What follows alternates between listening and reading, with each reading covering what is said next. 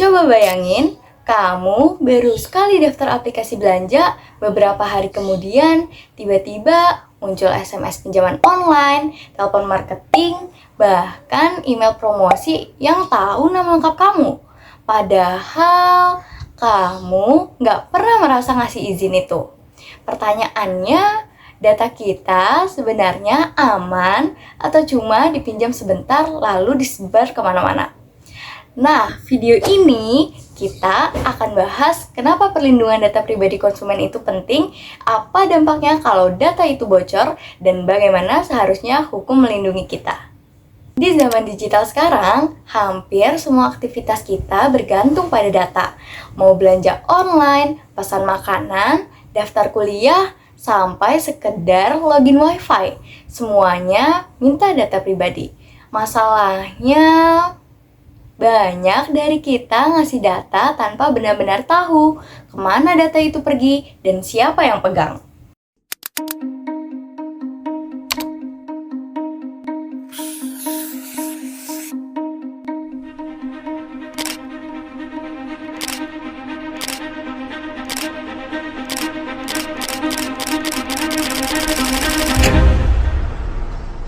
Padahal, sekali data bocor, dampaknya bisa panjang dan sulit dikendalikan.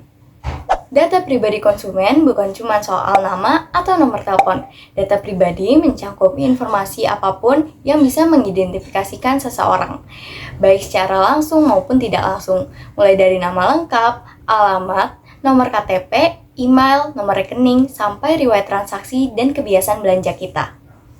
Bagi pelaku usaha, data ini sering dianggap sebagai aset bisnis.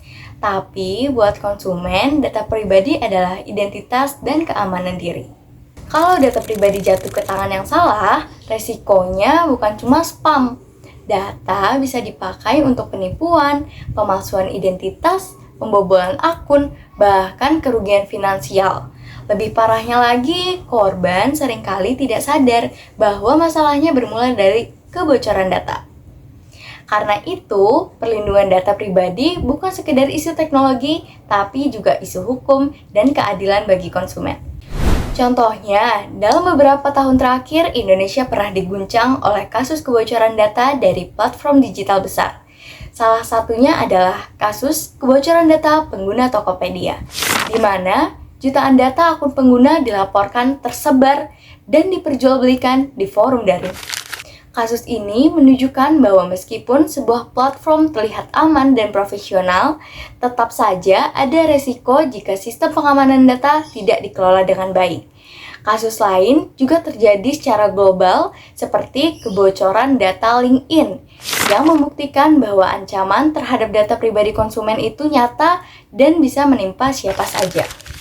Untuk menjawab masalah ini, Indonesia akhirnya memiliki payung hukum khusus, yaitu Undang-Undang Nomor 27 Tahun 2022 tentang Perlindungan Data Pribadi. Undang-undang ini menegaskan bahwa data pribadi adalah hak setiap individu dan tidak boleh digunakan sembarangan. Pelaku usaha wajib mengumpulkan, menyimpan, dan menggunakan data konsumen secara aman dan transparan.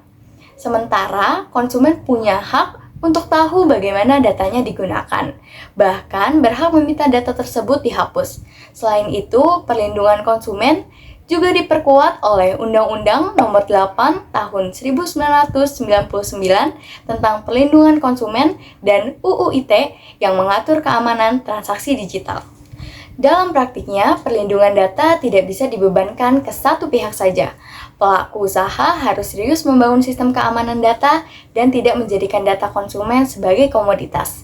Di sisi lain, konsumen juga perlu lebih kritis, misalnya dengan membaca kebijakan privasi dan tidak sembarangan membagikan data.